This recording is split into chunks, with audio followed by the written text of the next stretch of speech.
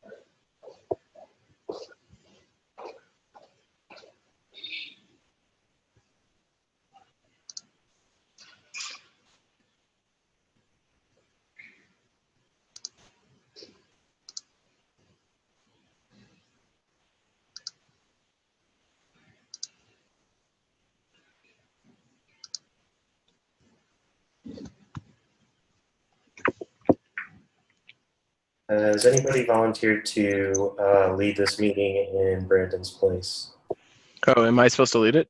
Oh, Brendan or Brandon? I thought Brandon was posting. Oh, good. No, I just make sure that I wasn't on the hook. I'll sign up to be note taker. Okay. Are we changing bosuns for January?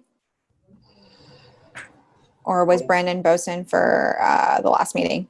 He was bosun for the last 2 meetings, and Okay. I was bosun for the last 3 meetings before, or last 2 meetings before that. So it's probably time to rotate down to the next person. since we were going alphabetically by first name actually would be Brendan. Okay. I'm totally open to somebody just volunteering if they'd rather. I mean, I can do it. I can't remember what are my roles and responsibilities? Mediation or note taking? Mediation. Before we go, I'm going to hit record, all right? Oh, wait, we are recording. Well, there we go. Okay, so we're recording.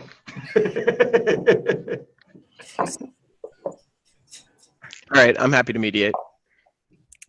Let me pull up the notes.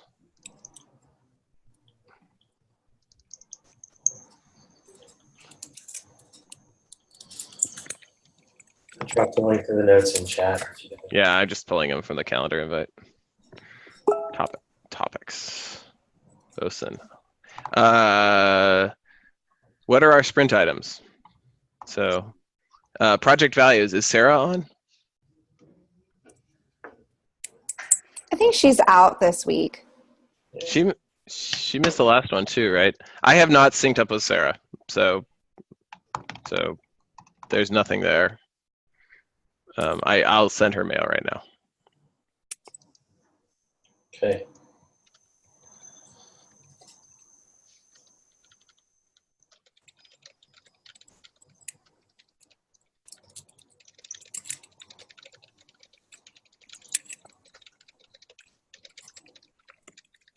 All right. So, all right. Next up, inter-sig governance. Who is on the hook for that? I can Aaron? Philip. Philip, Joe, and Michelle. So we sent a survey out? No, we have a survey. Yeah. So we sent a survey out to the SIG leads. It was long form answers to get allow SIG leads to tell us about their experiences. And so from that, we got some pretty cool takeaways. I think a big one is there's a really big diversity of needs, where some SIGs are perfectly happy without additional organizational structure, and other SIGs seem to really want it. And some SIGs already have a lot of organizational structure. For example, with testing, there's SIGs that are we don't really have a plan for keeping and passing. Some SIGs have a on-call rotation, and some SIGs manage to make it work without a lot of structure. The next piece, one thing that came out of that was a request to send something to the community and get feedback from them.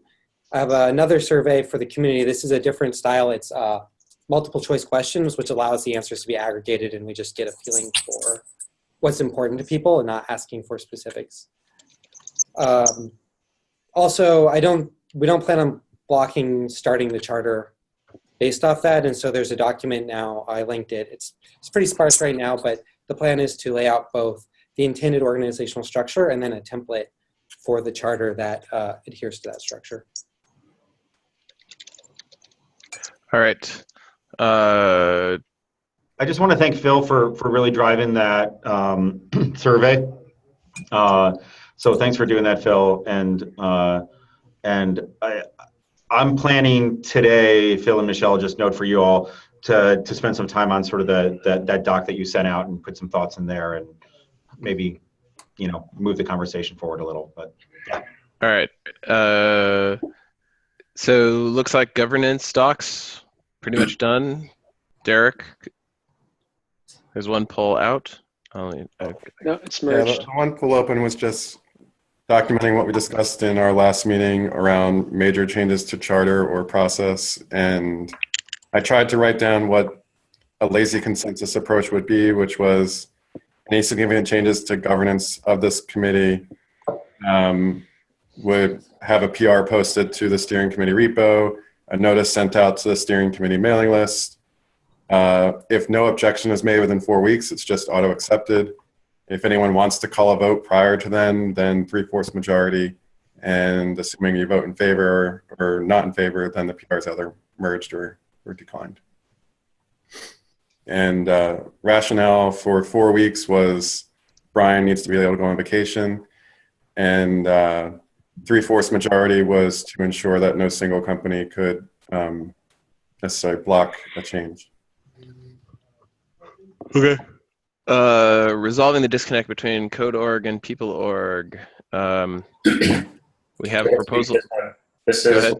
the most help. I'm going to share screen real fast just to walk through. But just real quick on the last topic, Sure. the charter and the changes, is it worthwhile to send that out to the wider community, or is it kind of like, do you think it's going to be like? I mean, we basically say that the wider community doesn't have a voice, and that they're going to vote with their feet. So I don't know. I think if we send it too widely out, people will think it's going to be used more often than it is. Okay. I think we all agree that this is pretty sparing. If you feel otherwise, you know, I have no problems. It just maybe someone else can review what I wrote because I'm not the best lawyer. And otherwise, I think it's pretty much what we discussed. Yeah, I had to look at it. Your document looks good. I don't think we have much. I mean, if we're going to change the charter, I think we should probably just let the community, which is essentially what this is, we should let the community know that that's happening and how and why. And I think your message is pretty clear. I don't imagine there'll be too many major objections, but I might be proven wrong. I don't think we should do I think the only major change I would see is have people get doing surprised that you changed it. Okay, so how about I make this suggestion? How about we add a ratified on and we put a date there or something like that. And then we have everybody on the steering committee and GitHub sort of sign off saying +1. At that point, we go ahead and we merge it to the point where there is sort of a paper trail that we're all okay with this and we've all read it. And that's something worth calling attention to. That sounds fun to me. Nice compromise. That's good. Okay. I'm going to suggest that perhaps next Thursday, we have somebody from the steering committee just give an overview of where we're at with our sprint at the end of the month, and this could be one of those items. Yeah.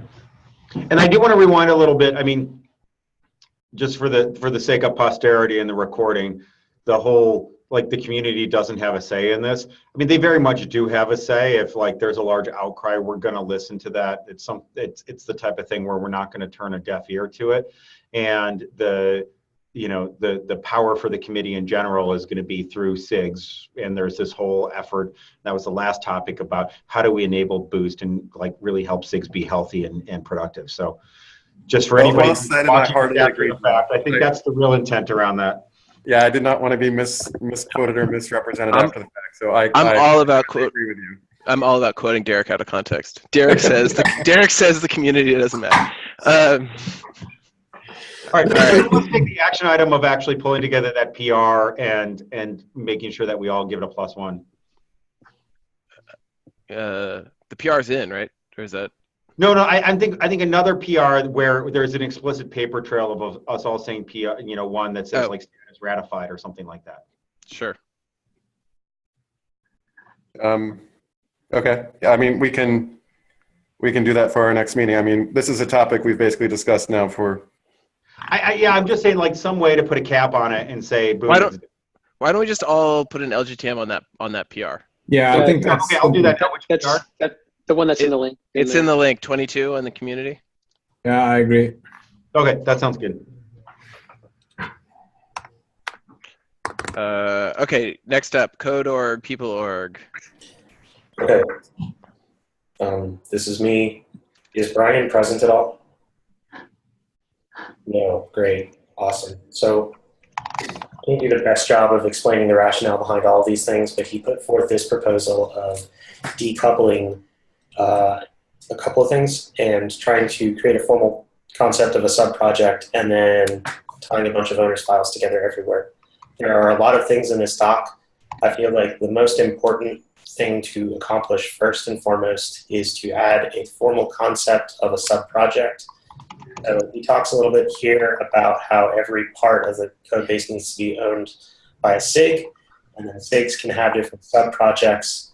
And then if you sort of scroll down to here where it might be implemented in some sort of code, you would say that that sub-project has a name, and that it is a collection of one or more pointers to owner files. So this catches the case where there's like a single repository that is a sub-project, for example, Helm, as owned by SIG Apps.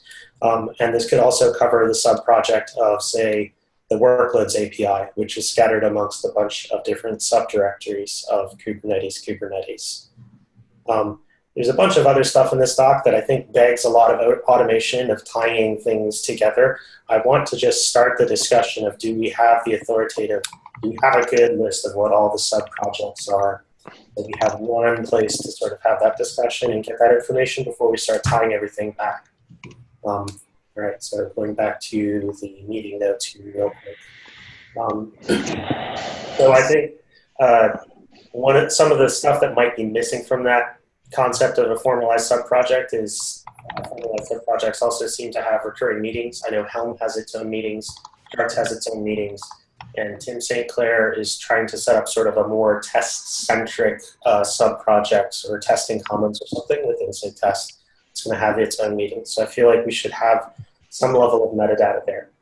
I have a straw man of this implementation. It's just the topic bridge right now. It's not a pull request because I'm not looking for a ton of attention, but I would appreciate feedback from this group either on that document or in these minutes. But basically, I'm just adding the concept of a sub-project, and then it renders out to every SIG's README. So for example, here are all of the sub-projects that I think that SIG API machinery owns. I started with the spreadsheet that I sent out to this group a while back where I enumerated every single repository in Kubernetes and Kubernetes incubator. And then Brian Grant went through and sort of assigned just the best guess at which SIG might own some of the for some of the TBD things where he assigned it to steering committee, we're not a SIG, so I assign these things to SIG architecture. But so this is where I'd appreciate just a look at what's, if this is sane, if this makes sense, if this is conceivable, and eventually is the goal here visibility? Like, what is the goal? The goal here is to document every single sub-project that is part of Kubernetes and make sure every single sub-project is owned by SIG. But to what end? Like, is this like a biological taxonomy project, or is there a goal for the community in here?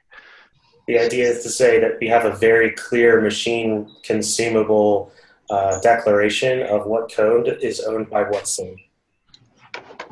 So this go ahead, I'm means sorry. it's defined as being a project or a repo not in Kubernetes, right? So the idea was that this has nothing to do with Brendan's proposal. This is theoretically everything here, I think, is part of the Kubernetes project. Well, this is a mix of like core and I think this is just discoverability. I don't know. I mean, I feel like I don't know. I feel like this is a ton of bureaucracy. So just to be clear, I think there's in my mind there's a couple of questions. So number one, the purpose in my mind for this is to shift the idea of who's driving. So if you want to make a change to a piece of code, oh, hey, how's it going, Brian? Oh, good. Brian is here. Sweet. So if you want to make a change to a piece of code and you want to know who do I engage with to do that, can we shift that engagement from being a person, which becomes a bottleneck and creates these sort of like super users across the project that can skirt around stuff? Or do we shift it such that ownership ends up being the SIG and you're like, oh, I want to make changes to this code, I engage with this SIG, and then there's a larger community that you engage with. I think by drawing clear lines of ownership, we change the social construct to be one of engaging with SIGs versus engaging with specific people. Now, so I mean, to some degree that is discoverability, but the stuff that we actually make discoverable changes the patterns for how people communicate and how they actually move forward with stuff. Now, Aaron, there's one thing like you went through and Yeah. Go ahead. I was just gonna say, like, it feels like, I mean, I'm gonna do changes via a PR.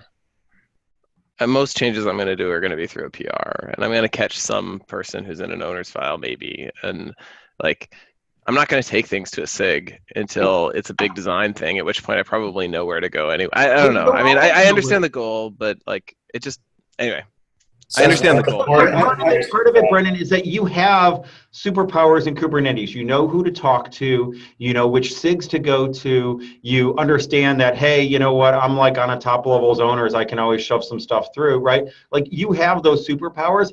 A lot of other folks don't have that superpower. And so creating clearer lines of sight to which groups to talk to about which pieces of code above and beyond just individual changes, I think makes a ton of sense.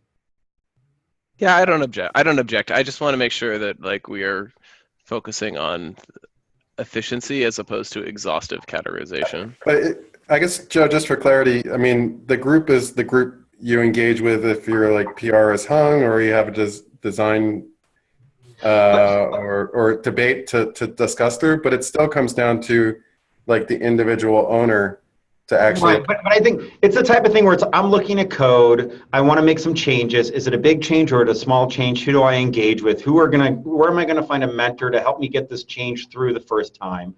Right? As we start, like what I'd love to do is say, hey, you identified you wanted to make a change in this piece of code. You can look up the owner's file and you can then see which SIG that belongs to. Okay, now send email to their mailing list if you have questions, or join their Slack channel, or go to their meetings. And that helps people find the tribe around the thing that they care about without having. So I agree with like discovery of the tribe. It's just at the end of the day, to get the last approval, you still need the member, the right individual within that tribe, right? So, I mean, so some of this comes down to how do we structure and use owner files moving forward? And I think this is going to be on a SIG by SIG basis. I think for a lot of SIGs, it would make sense for the SIG across sort of large swaths of the database for them to actually sort of have owners' aliases and then have all the owner files point to that so that there's actually a clear set of ownership that gets managed in a consistent way for the SIG. And then the folks who are approvers for that, and then essentially this just starts to feel very bureaucratic, and I start to kind of agree with Brendan when we go too far down that line. Okay, but some of the question here, and this comes back to the SIG charter stuff, is that how do SIG leads get chosen? And as we invest more and more power into SIG leads, how do they get chosen? And you could be a SIG lead without even being in the owner's file today. Let me finish here though. But like one of the issues here is that like if we say, oh, the SIG votes on the SIG lead, or the SIG decides that XYZ, we don't have a way to actually, there's no governance of SIGs to the point where you can say, here's the member list, here's the people in that SIG that get to speak for the SIG, here's how the SIG. So guys, it's all missing right now. Real quick, maybe I'm not the best person to the motivation behind Brian Grant's proposal around why we're trying to create a taxonomy of all sub-projects. Yeah. Starting with the predicated assumption that it is a good and valid thing that every sub-project should be owned by a SIG. Brian, do you want to kind of walk through some of this stuff? Yeah, and hopefully people saw the proposal. I don't remember when it was last circulated around. I can put it back up and post a link in chat. But yeah, right now we have multiple issues, like the contributor ladder being too complicated, not having a clear notion of TLs for anything, not having this totally different mechanisms for organizing people around SIGs and organizing code and decisions around code with the owner's files. So, and the proposal intended to address those things to some degree and a few other things, basically by creating this formal notion of subproject, because many SIGs, especially the larger ones, do have multiple independent efforts. Sometimes they have overlapping people, sometimes they don't. Because I felt that it didn't always make sense to, for example, to have an official tech lead at the whole SIG level. So I started, well, we know what kind of the discrete working areas are. Let's formalize that notion of subproject. Sometimes we're going to try to align subprojects more with repos, but the reality is today we have a lot of stuff in monorepos, especially Kubernetes. So it's not always going to line up with repos. So let's just formalize this idea of subproject. And then the subproject, people need to be able to find all of the code, and also if they find some piece of code, they kind of need to know what subproject it rolls into. And I think that will enable things like accountability, where we can create stats about whether issues are getting addressed or whether tests are failing, or things like that. So I think there are a lot of benefits to just creating clarity around the structure of the project, where the code structure and kind of the people effort structures are unified in parallel. I also think this helps to also further the document that you created, because if you break out your subprojects, there's almost a natural correlation between many of the repos and several of the sub-projects that exist. And if you follow that sort of taxonomy and hierarchy, where it would eventually end up living allows it becomes a natural one-to-one fit, right? So then if we started shedding the main Kubernetes repo, this taxonomy helps to have a natural landing page where people could feel like they understand it. They could rationalize why am I getting booted out of the main repository? Exactly. For example, kubeproxy, right? It's a sub-project effectively of, well, we can argue about what the exact sub-project is. Is it services or is it kubeproxy? But kubeproxy is part, at least, of a discrete sub-project. It's under SIG networking.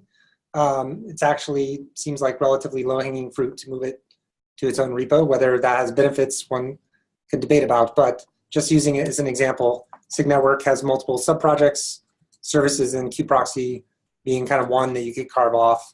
I use that as an example. I think it holds up pretty well. I could go across the entire project and try to categorize everything. I might miss a few things, but I've done the thought exercise at least a couple of times, and I haven't found any major problems with this concept. SIG Apps, similarly, there are things like Helm and workloads APIs. So going back to the change that Aaron had, I think if you look at Brian's doc, there's this idea that owner files both point to the SIG and the sub-project that owner file belongs to. And yeah, the top level owner file for some repo or subtree where everything under it is under the same. Right. So what I'm saying is that there's bidirectional links, and I think there's this question of which link is the authoritative link and which link is secondary? Which ones do we actually edit and which ones do we actually derive using tooling? And I think the discussion in the comments, at least my thinking was that the dispersed owners files are the canonical answer for which source code, and then we build tooling that like adds it into something in community that actually brings all this stuff together. And then along with that tooling, we can also find pieces of the code that are essentially unclaimed and unowned. And over time, we can work to actually reduce the amount of unowned code, and so. Shit, I'm sorry, Aaron, because you spent a ton of time pulling this stuff together. No, I didn't spend a ton of time, but I'm just going to put out there that what you're suggesting is significantly longer and more difficult to implement. I was under the impression that, okay, hang on, I'll let Brian go. So I agree, except I don't think we need to block on implementing the automation. We can do both or either direction first and then iterate. Right. That's what I was trying to get at, is I think all of the things in Brian's doc are things that we could do, but I'm trying to do this a pebble at a time instead of a mountain at a time. And so the first pass to me seemed to have one canonical location where we could create that taxonomy. It's both in a machine-readable format, and it is the natural place that every person who's a member of a SIG goes to look for their SIG's information anyway. So it's very human-oriented, first and foremost. Tim, you have your hand raised.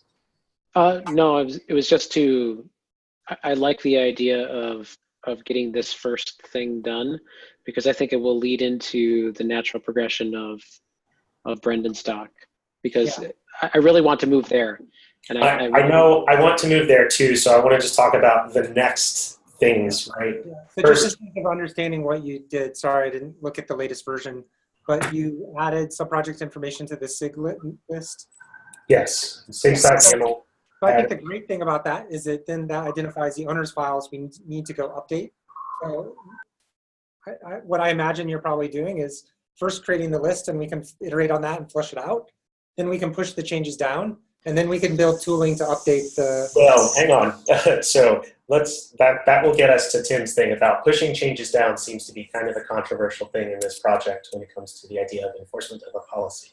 So I just want to say, I just want to get some iteration on that. So I'm working on a straw man for the proposal. I think it makes sense to also add, like, if that sub-project has additional meeting info or whatnot, that we make that a field in there, maybe a description field. I don't know.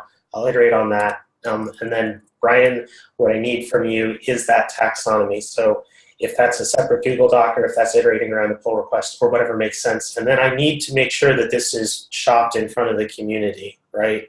So whether that's me just walking through this, whether it's a Kubernetes dev mail, I don't know, but this can't be a voluntold sort of deal. I think the saying that, hey, you can optionally now tag these sub-projects and they'll actually show up and there'll be a way to actually see it is more of an opt-in thing. That's something that we can do a soft rollout on. And then we can sort of socialize that over time. I think, and this leads into the next discussion, anytime where we change the day-to-day process of how a repo or a SIG works, that's the type of thing where I think we have to be much, much more careful about how we roll things out. I don't think this is that yet. So I'm almost there. Two other things that I think this then begs as the next changes is talking about this idea of an owner versus a maintainer doesn't make sense, so let's merge them into one role. Let's call it owner. Right now, maintainer is denoted by presence in a team called foo-maintainers, which gives you direct write access to that repo. Owner is denoted by presence in an owner's file with hashtag owner next to your name. I think we need to merge those two. I would like Brian to take the lead on pushing that. I think there are requirements around like number of pull requests merged and number of issues and lifetime of engagement, et cetera, et cetera. I'm confused on this last point, and I'm sorry if I'm missing something obvious, but like if we talked about making a group an owner, what did that mean then? So making a group an owner is not part of my proposal, but basically my idea is if you look at the contributor ladder, the community membership.md I think is the doc, there is a stepping stone between approver and maintainers, which is owners.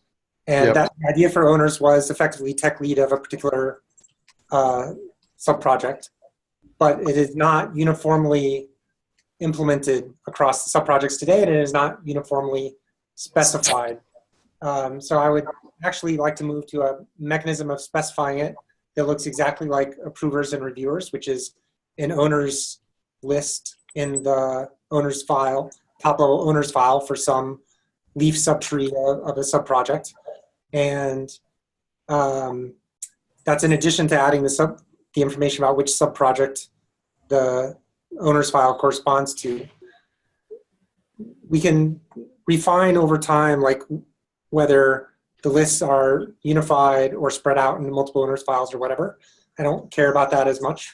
Right now it's somewhat dispersed, so it would start where we are. But just add it there side by side with the kind of top level approvers for that sub-project.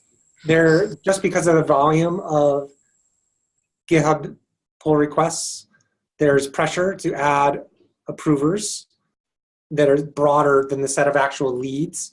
And right now the situation is that it's implicit about who among the approvers are the actual deciders, right? So I want to make that explicit and formalized so we can have, if there's an important design proposal or whatever for a sub-project, the owners can decide who to delegate approval of that KEP or design proposal to. Just as an example, responsibility and authority of an owner. Once we have that, I don't think there is a need for maintainers, especially as we move to more tightly scoped repos. And I want to decouple GitHub permissions from the community ladder. So I think there are multiple benefits to that. So Aaron's efforts to remove the number of people with direct write access are issues about the set of people in GitHub teams not being transparent. All of these things, I think drive us toward in the direction of saying, look, maintainer is not a useful concept in Kubernetes. We're just going to use owners. Yeah, Joe. So I'm unconvinced on the owners thing. I think that there's the difference between owners. It's going to be hard to get that across, and I think that's going to be something that is going to vary in terms of the amount of control from SIG to SIG, sub-project to sub-project. And so, the difference between owners and what? And approver. Okay. Yeah, I think it's a very subtle thing from the point of view of GitHub permissions. It doesn't mean anything. It's more of a social construct. I think as we look at, and this is something I think, So I agree with the goal, and I think it's a good way of saying it, that we want to align sort of like code structure with people structure, right? We want to create some level of consistency between what does it mean to be a leader in a SIG versus what does it mean to have leadership in terms of permissions on what you can do inside of code. There's fractal complexity here, so sub-projects help to deal with that. But I also think that there's the idea of that within a SIG or a sub-project, there's going to be different hats, different roles that people can fill. Owner or tech lead is an all-encompassing thing. And I think that there might be, depending on the SIG, depending on the sub-project, there might be roles that don't fit neatly into that one description. Okay, I want to keep this moving forward because I want to try and tie this together to Tim's topic and Brendan's topic. So Michelle, you showed your video. Was there something you wanted to say? I want to make sure debating. Thanks. Yeah, I was debating whether to raise my hand on that on this particular topic because I don't want to derail. So let me know if this is a derailing conversation. But we've got to do a better job of communicating out to repo maintainers and owners or whoever about the changes that we're making, and there's not really a good way to do that currently because we don't have like mailing lists associated with maintainers and owners. And so I was wondering if we've considered adding emails to, in addition to GitHub IDs, to the owner, whatever names are in the owner's file, so we can automate creating those and maintaining those mailing lists and communicating changes. Is that a derailing conversation? I think that's a fascinating conversation. I'm not sure. It definitely relates to the next topic, though. Yeah, I don't think it's derailing, but I think I view it as more of a mechanics thing. We may need that information, but there are issues like we get nasty mail from GitHub whenever we put email addresses in any file that's checked in as in violating their privacy policy. In the brave new world where we've created a taxonomy of sub-projects all belonging to SIGs, in theory, communicating with SIG leads should ensure that SIG leads communicate down to their sub-projects. Okay, that's fine for now, I think. I think there are ways we could do it, though. And we do have a maintainers mailing list. It's just not, we don't have an automated way of keeping it up to date. Okay. Okay, so in terms of attempting to map the organization that we have today into code, one of the things I was trying to do was update the owner's alias file in a given repo as I touched it to include the list of, so let's say the repo is called foo. I tried to add foo-admins and foo-maintainers as aliases, just as a human being, pretending as though someday in the future we could sync from those GitHub teams down to those files or vice versa. And then I gave both of those teams, so the team that has admin access, the team that has write access, I listed both of those as approvers, which I think kind of speaks to Joe's point that from a GitHub permissions perspective, they're both approvers, right?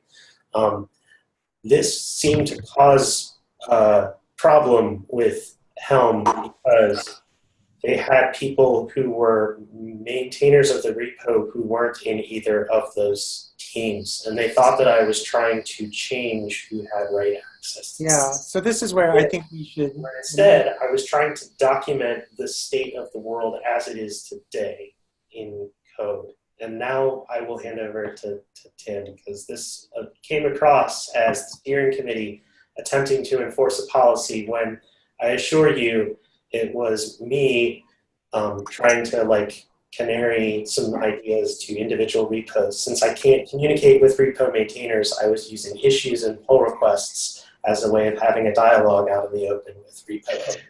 Yeah, I think we need to develop. But go ahead, Brian. A quick question on clarification: were these repos that had no owners files? No, in Helm's case, it had an owner's file, but it had the word maintainers instead of the word approvers for people. I see. So the part of this conversation had to do with how we develop a strategy for canarying changes out to the broader org, right? And what are the boundary lines by which we do this, right? Anything in the Kubernetes org makes perfect sense, a fair game, but we haven't sussed out what exactly will live in the Kubernetes org. So I think waiting until we've done the taxonomy and then splitting, and then defining policy and strategy for how we do want to do it makes a lot of sense, because that way we can, we can develop a way to communicate, so that way there isn't this weird problem that occurs where it's a surprise to folks, right? Or it feels like we're forcing. I think once we've trimmed the Kubernetes org, I think that's like a first step, what's inside the Kubernetes org, and then being mindful of how we do our rolling strategy, which I'm totally open to any interpretation on how people think is the best way to go forwards. So Tim, let me restate that and you can tell me if I got it or not, because I just want to make sure I heard it right. So I think what you're saying is, let's decide sort of what our end goal is, and then figure out the right way to actually sort of stage that out and get understanding. So we actually sort of put a stake in the ground of like, when everything is done, things should look like X. And then, and then give people sort of that view towards the horizon of what's going to happen, and then figure out the right way to stage it out and minimize the problem that way. We also need to allow for iteration. Like policies that are feed forward never work well, right? It's best to have like a pilot program, and then like a phase 1, phase 2, then general availability. That is a much more tiered approach that works well. Yeah, in the past, what we've done for major new automation is we've effectively canaryed them on the contrib repo, and then we've rolled it out to other simple repos that are kind of single purpose, and we've done Kubernetes later. Right, and so for what it's worth, that is literally what I was doing with Tide. First, people were coming and asking us about it, and then I was choosing single purpose repos such as ours, and the features repo, and the SIG release repo, and the charts repo. So like people who are familiar with Helm and SIG Apps like have already experienced what owners can do for them. I never like developed a phased rollout plan. I never broadly announced this. I never said, this is it, we're doing this going forward. It was purely like still attempting to continue the canary process. So I totally like mea culpa for not doing a formal thing.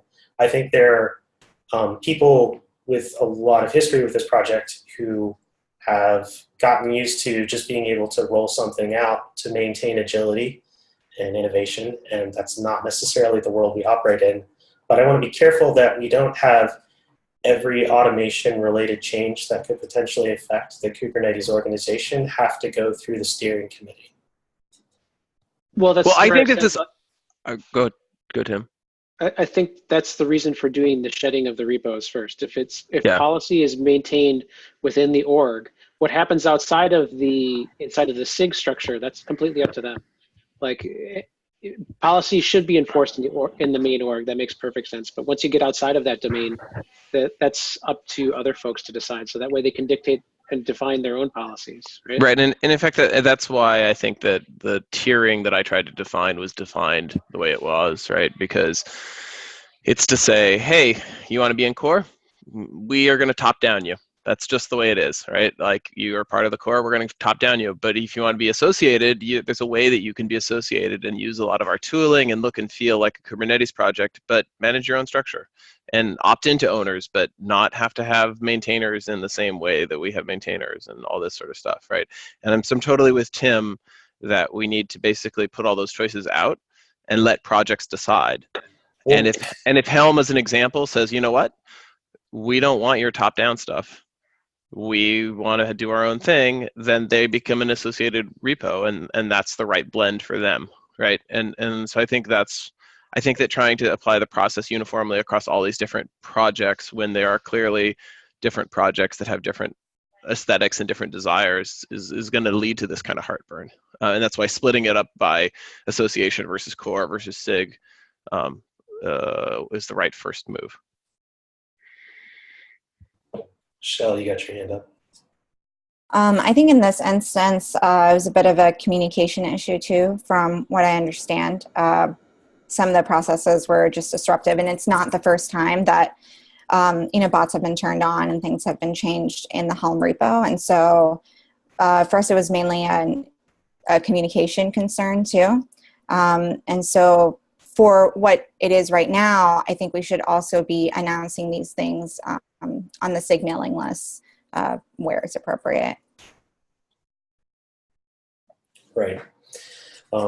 So again, I feel like the change I did wasn't super destructive. I just merely opened up a pull request and feel like I kind of got yelled at for it. But I definitely learned a lot about communications and whatnot. And so I brought up during SIG testing to Crickets the idea of like, should we have some sort of like SLA, or are we just going to try and act a little more responsibly when it comes to rolling stuff out? Like, what should we do there?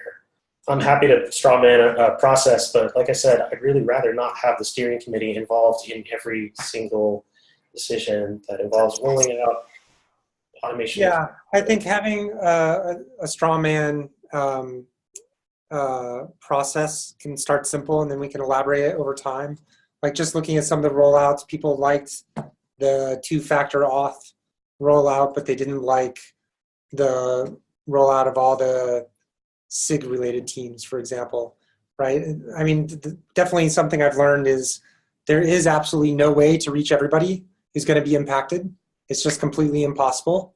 Like we notified every GitHub ID, we sent emails for all the emails we could find, we sent email to every group, we sent email to Kubernetes dev, we filed issues in every repo. Like we did all these things, and still there were like 80 people who didn't find out about it. Right. So I think kind of what I'm trying to push for here is to empower SIG contributor experience as much as possible to be the decision maker for what is the best thing for the contributor experience of Kubernetes as a whole. So can I take a step back again? I think that we should be very careful about these things because very rapidly we've seen repeatedly that when you empower SIGs like this to do cross-project stuff, they become petty dictatorships. And the same thing is I think people need to opt in or opt out explicitly, right? And so I think that we need to be upfront with people first and say, hey, we're going to do this. We're going to turn these people into the arbiters of how your project is shaped. If you want out now, here's the way out, right? And I don't. So I think that if we just said, hey, contributor experience is going to start dictating the way your project is, I don't think people are going to react very well. No. I'm not trying to say it's a dictatorship. I'm trying to say that's the forum where we should be having these discussions. We shouldn't be waiting for the steering committee to have these kinds of discussions. Well, the trouble is it feels like a dictatorship, even if it's not. I think to take a brief step back to what Brian said initially, I think the reason that two-factor rolled out well is not just that we informed a lot and then informed again, but also that people very clearly understood why. Right? So even the people who we broke, I think probably understood why we turned on two-factor auth. So I think it's a two-phase thing where one is lots of notification and the other is make sure that everybody understands and believes the argument for the change you're making. And so just to be clear, Aaron, I don't think the rollout of the automation tools is a steering committee thing. I think the steering committee has to empower under certain conditions a SIG to be able to do this stuff.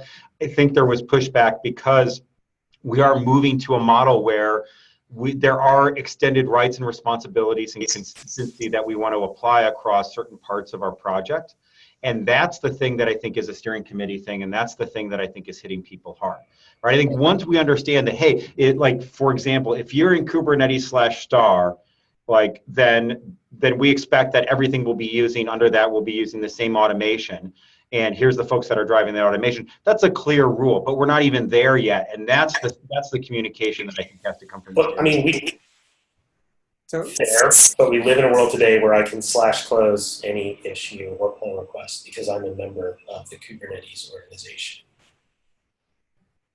And not just because I'm like a member of the steering committee, right? Like any of the 500 odd people who are a member of the Kubernetes GitHub organization can /close, /reopen, /assign, /unassign, anything. That's just the automation we have. Right, but that automation is applied inconsistently and used inconsistently across projects in Kubernetes. It's enabled for all projects. So I guess. But moving to the point where, like if we want to say essentially everything shall use this automation, and we're and so again, like if any, I'm confused if any part of what I was doing was saying thou shalt. I was trying to offer, and it kind of seems like I walked away from that community meeting. Yes, going to try and move on here with feedback to continue trying to reach out to people and encourage them to try this out. But if it's coming across, if y'all think I'm mandating stuff, please let me know. In an attempt to drive this forward with some substantive concrete examples, we have a pull request out there that's documenting what are all of the GitHub organizations that make up the Kubernetes project today. And then we have another pull request out against the Kubernetes template project, trying to make that a living example of the standards to which repositories that are part of the Kubernetes project are expected to adhere. This is more guidelines and trying to document the state of the world. I would really appreciate the steering committee's review of that pull request. And then finally, as discussed over and over in the contributor experience SIG, a lot of newcomers to the project are really confused about the difference between the outside collaborator role and the member role. And we really think that it would just be easier to go straight to member. Do we have a document that outlines what are all the tools and processes in some type of hierarchical model of what it means to be part of the org? Because some of like we mentioned earlier, we haven't even settled on what is in and out of the org. We have ideas, right? And charts is an example of one of those things I'd firmly state. It is difficult for me to catalog authoritatively every single piece of automation that is turned on for this organization. I can do my best. We do have a document called automation inside of the community. People don't care about the tools. They care about the UX. So can we define the entire UX that they should experience? From labels all the way through to owners files. What is required for them to be part of the org eventually, or what it means to buy into this. I feel like what you're talking about is the policy discussion that wasn't really in scope for now. No, I think it's actually the categorizations that are in the doc that I wrote, right? It says if you're going to be in core, you're going to do blah, blah, blah, blah, blah. Yeah, but you were saying that's just details. We can hash that out later, next month or something. Yeah, I think that's right, because I think the top level thing for people to say is the meta point is, if you choose to be in core, we're going to top down you. We're going to top down dictate to you. Just the way it is, get ready for it. We're going to be nice and we're going to be friendly, but we're going to top down dictate. And if you don't want that, here's the way out, right? And I think that's enough of a decision point. I don't think we have to enumerate the automation or even talk about the UX in order to have people make that decision one way or the other, right? I guess I get that as a wedge. It seems a little weird that we're going to make the experience so unpleasant as to drive people out, but okay. No, it's not to make it unpleasant. It's about control, right? No, and consistency. I think control and consistency. If you're going to be in core, there's a responsibility that you be consistent with the rest of the experience for contributing. Yeah, and so it's not about being unpleasant at all. It's about saying it's kind of like deciding whether you want to work for a startup or a big company. It's you get a lot of freedom in one, and you get a lot of boost in the other one. Yeah, whatever, right? So to hand off to you, Brendan, and to tie Tim's point up, it sounds like we do need to actually go spell out in great detail what the policy is expected for things that are in the Kubernetes org, as well as... No. That's what I'm trying. Why do we keep jumping to the details of the implementation? Okay, I think, Brendan... I'm not saying that's necessary for classifying the things. I'm saying that is something we will have to do as part of rolling this out, is to say what's in and what's out. I think that what we're saying is we will empower... Sorry, I'm going to call on Joe, because... Okay, I was just going to say, I think it would be useful in that categorization document when we say, hey, if you're going to be in core, you have some rights and responsibilities. One of those responsibilities is consistency. Here are some examples. This is not exhaustive. We will add to these, modify and redefine these things over time, right? I think at least staking it out so that nobody's surprised that, hey, if you're in core, there's going to be a higher bar around consistency that you're going to have to make your peace with. Yeah, makes sense.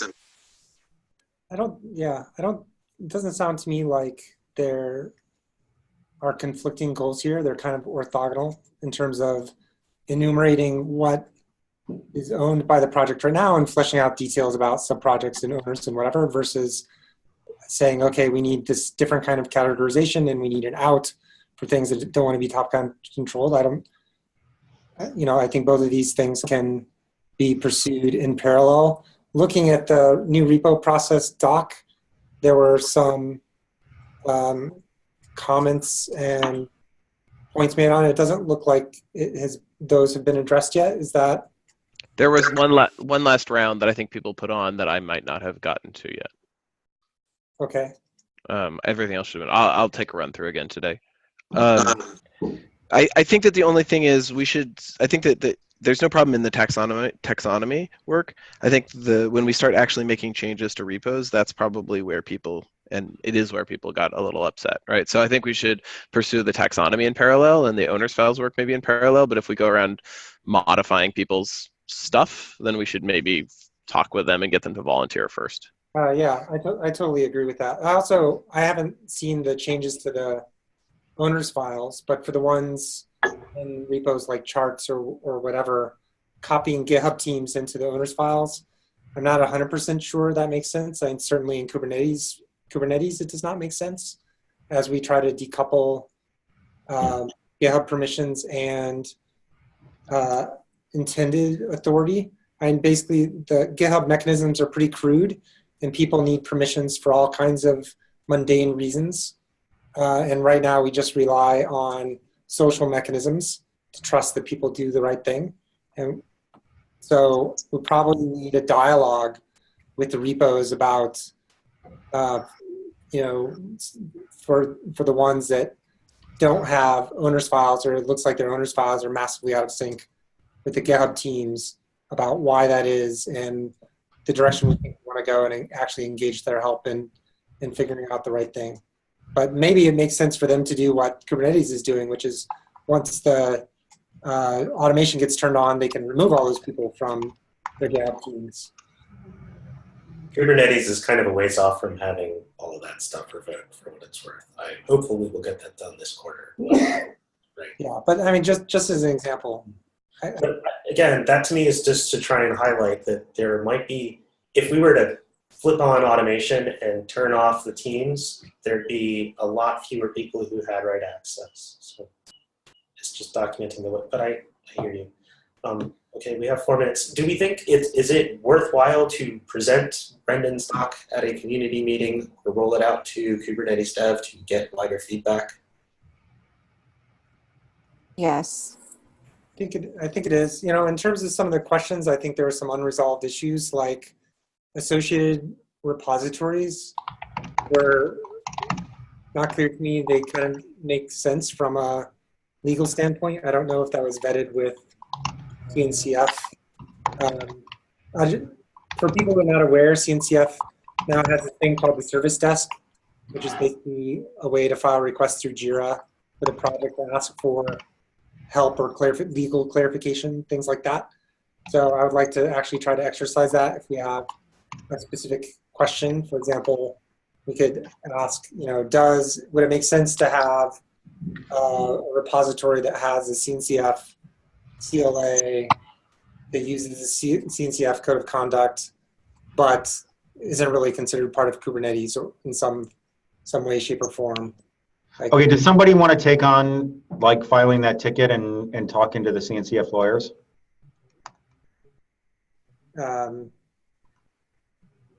I could file the ticket and ask this question. I did start the discussion with Dan about a concept of having some CNCF neutral ground for projects which would be less blessed and not necessarily marketed or treated in the same way as the existing classes of projects, and they were receptive to that idea, so it could potentially fit in with that. Whether it could be entirely self-selected projects is still not entirely clear. If there's any kind of notion of liability involved, it's probably can't be the case, but it's enough of a gray area just reading the description. I don't even know what it would mean to sign the CNCF CLA but not be an actual CNCF project. It's super confusing at best. Okay, we're pretty much out of time. Just a quick summary, because Brian wasn't there for the discussions. The basic idea was to smooth the pathway in. I understand the intent. Okay, cool. I just don't understand the mechanism. Okay, cool. Okay, so I had somebody complain to me that our notes, this document that I was just typing, is private. Is there any objection to us sharing this document more widely? It's not private. Anybody who has the link can view it, and it's linked. No, it is private. Oh, anyone at google.com with the link. Well, yeah, and I actually just changed that. I didn't think I did, but like, so now it's only people at google.com. What I'm going to do, so if I look, the two groups, maybe I'm wrong. So steering private, oh no, it is shared. It is shared. No, I just tried an incognito window and it didn't work, so. No, it's shared with Kubernetes Dev because it's a google.com doc. Yeah, Oh, okay. I had shared it with Dev a while back when we were questioning. Okay, you're right. Okay, so that one is shared there. Okay, it must have been some other doc that I'm confused. I'll figure it out. Okay. You need to log in, but I know we're at time, and I know I'm jumping a little bit ahead, but CNCF graduation seems like a thing worth just discussing. Quentin put it on there. Is there anything we need to do to get that started? We would love to move forward with that. Is this something we respond on the linked issue in the steering repo and say, we'll make it a priority in February? What do we want to do? I think there's some, I'll follow up on that. There are reasons why we're going to want to do it. CNCF is going to start marketing projects at different levels of maturity in different ways. And certainly as the flagship project for CNCF, CNCF wants Kubernetes to graduate. And, you know, if you, depending on your bar, we could be perceived as meeting the requirements. But it will set a precedent for other projects. So on the CNCF side, there is both desires to do it and some concern on the Kubernetes side. Potentially reduces our latitude a tiny bit, but yeah, we should not just ignore it. Okay, there are no objections. How about you follow up on that?